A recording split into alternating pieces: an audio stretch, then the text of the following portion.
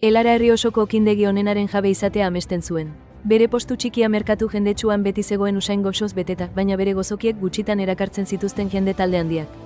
Beste okingile batzuk ikusten zituen, haien postuak beti gainezka zeuden bezeroekiko irrikaz, haien pastel liluragarri, koloretsu eta gozoki konplexuak ikusteko. Agian, haiek bezala okindegi egin behar dut pentsatu zuen tristek, jendeak lore jangarriekin eta distira zapaindutako sorkuntza altuak miresten zituen bitartean. Modu ugari eman zituen haien diseinu konplexuak kopiatzen saiatzen, izozki dotoreak eta apaingarri distiratsuak erabiliz. Baina, ahalegin guztiak egin arren, bere bihotza ez zegoen benetan horretan eta bere pastelak askotan itxura okertua, desordenatua eta, zintzotasunez, apur bat nekatua zuten. Hauek ez naiz ni, asperen egin zuen arratsalde batean 3 pisuko pastel bereziki triste bati begira. Leo zaharrak, bezero erregular jator eta jakintsuak, askotan erosten zion bere ogi integral simple eta landatarra, eta beti zirudien bere umoreaz gabetzen zela. Bere postura hurbildu zen irribarre leon batekin.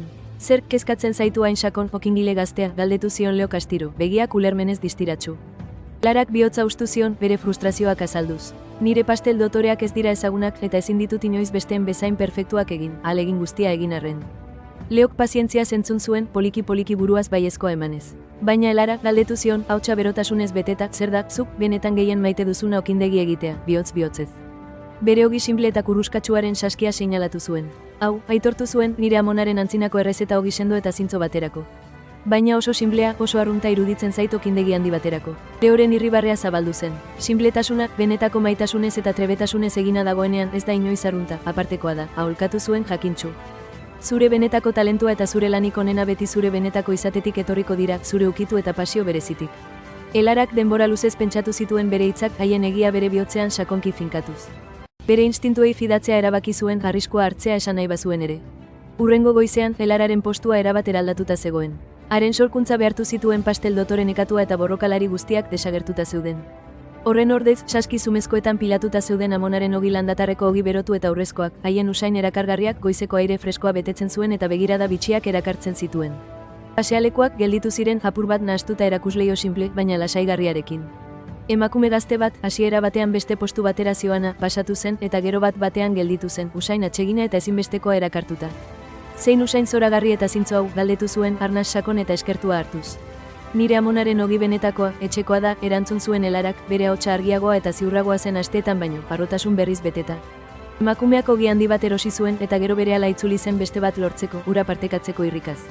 Laster, beste herritar batzuk, eskaintza bereziak eta ilara gero eta handiagoak erakarrita, atzetik etorri ziren. Ogia dastatu zuten eta guztiz harrituta geratu ziren bere zapore osasuntsuaz, azal kurruskari perfektuaz eta ehundura zoragarriki bigunaz.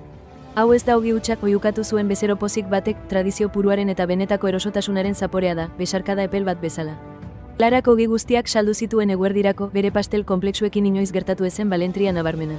Bere bihotza zoriontasun eta asebetetze sakon batez puztu zen, ez bakarrik salmenta arrakastatsuengatik, baizik eta bere burua benetan izatearen eta bere benetako pasioa partekatzearen poz sakonagatik. Konturatu zen besteak imitatzen saiatzeak eta beste norbait zela itxuratzeak bere benetako arrakastatik atzera bakarrik eraman zuela. Benetakotasunaren botereak bere okindegi estilo berezia, bere pasio sakona eta bere benetako izatea besarkatzea esan nahi zuen. Horrek erakutsi zion benetako autoadierazpenak eta benetako pasioak zerbait benetan berezia eta esanguratsua sortzen dutela, zerbait askoz distiratsuagoa eta luzeagoa irauten duena edozein imitazio behartu baino. Ikasgai honek Elara indartu zuen inoiz ezagutu ez zuen pozarekin okindegi egiteko, begian errotutako okindegi maite bat eraikiz. Elararen benetako bideak inspiratu bazaitu, arpidetu Baskoerepora ipuin legendario gehiago lortzeko. Atsegin dut gaur ikasgai boteretsu hau aplikatuko baduzu eta komentatu zein ipuin famatu partekatu beharko genukeen hurrengoan.